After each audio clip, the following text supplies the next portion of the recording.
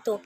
Perkenalkan, nama saya Della Rozana dengan NIM 20862061107, kelas 3B, semester 3, Prodi S1 PGSD, Fakultas Ilmu Pendidikan dari Universitas Pahlawan Tuanku Tambusai.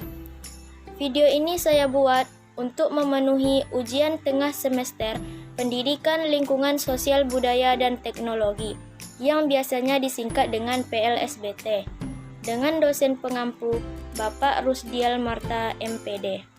Baiklah, di video kali ini saya akan menjelaskan tentang interaksi sosial dan sosialisasi. Yang pertama, pengertian interaksi sosial dan sosialisasi.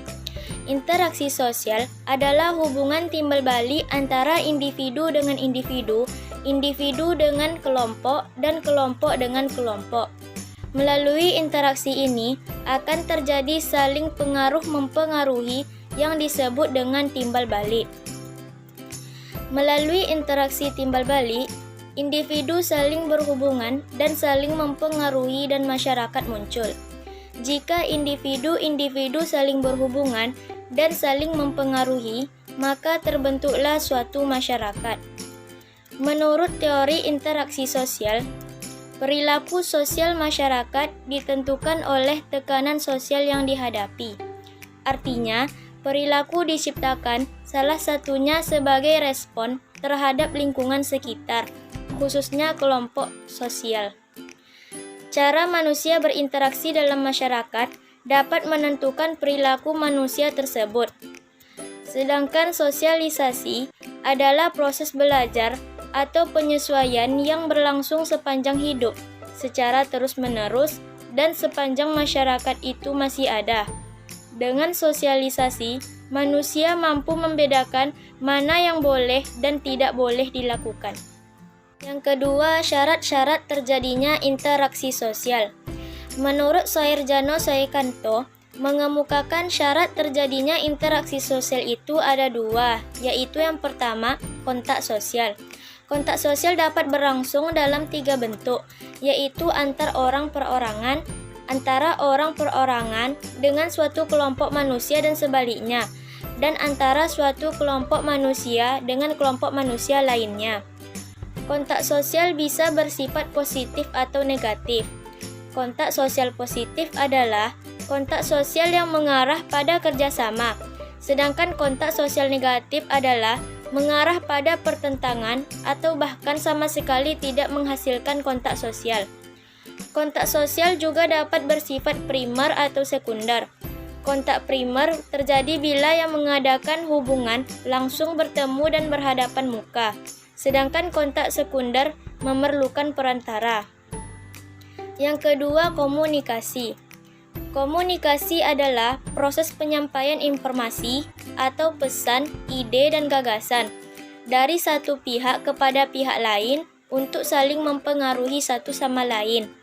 Proses komunikasi dapat terjadi dengan dua cara, yaitu komunikasi verbal, yaitu bentuk komunikasi secara lisan dan tulisan, dan komunikasi nonverbal, yaitu bentuk komunikasi memakai simbol-simbol. Ketiga, yaitu bentuk-bentuk interaksi sosial. Bentuk-bentuk interaksi sosial itu yang pertama, asosiatif atau kerjasama.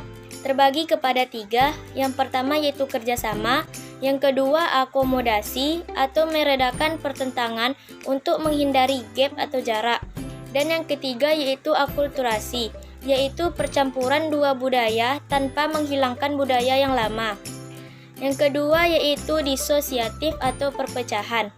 Disosiatif atau perpecahan terbagi kepada tiga, yaitu yang pertama, persaingan.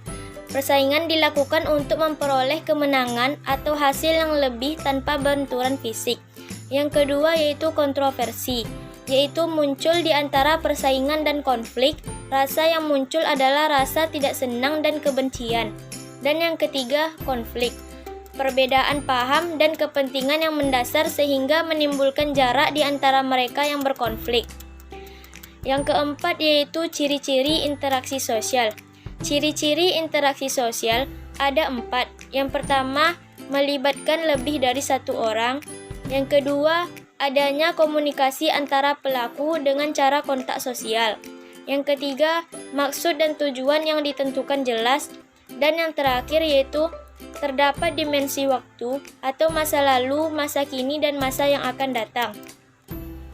5. Jenis-jenis interaksi sosial. Menurut Jilin menjelaskan ada 3 jenis interaksi sosial, yaitu yang pertama, interaksi antara individu dengan individu. Interaksi ini terjadi saat dua individu bertemu, baik ada tindakan maupun tidak. Individu sadar ada pihak lain yang menimbulkan perubahan pada diri individu tersebut akibat faktor-faktor tertentu. Yang kedua, interaksi antara individu dengan kelompok. Interaksi ini berbeda sesuai keadaan. Interaksi ini terlihat mencolok saat terjadi benturan antara kepentingan perorangan dengan kepentingan kelompok. Dan yang terakhir yaitu interaksi antara kelompok dengan kelompok. Kelompok merupakan satu kesatuan, bukan pribadi. Yang keenam, faktor-faktor yang mempengaruhi interaksi sosial. Beberapa faktor yang dapat mempengaruhi interaksi sosial adalah yang pertama, imitasi. Imitasi dapat mendorong individu atau kelompok untuk melaksanakan perbuatan-perbuatan yang baik. Yang kedua, sugesti dapat terjadi bila individu yang memberikan pandangan tersebut adalah orang berwibawa atau karena sifatnya otoriter. Yang ketiga, identifikasi. Dalam psikologi berarti dorongan untuk menjadi identik atau sama dengan orang lain secara lahiriah maupun batiniah. Yang keempat, simpati atau bentuk interaksi yang melibatkan ketertarikan individu terhadap individu lainnya. Dorongan utama simpati adalah keinginan memahami pihak lain dan bekerja sama. Yang kelima yaitu empati. Empati adalah perasaan yang menempatkan diri seolah berada di posisi seseorang atau kelompok tertentu yang sedang mengalami suatu perasaan tertentu. Dan yang terakhir adalah motivasi.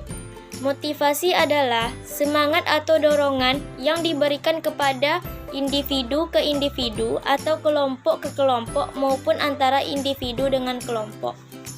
Baiklah, sekian penjelasan dari saya. Jika ada kesalahan saya mohon maaf.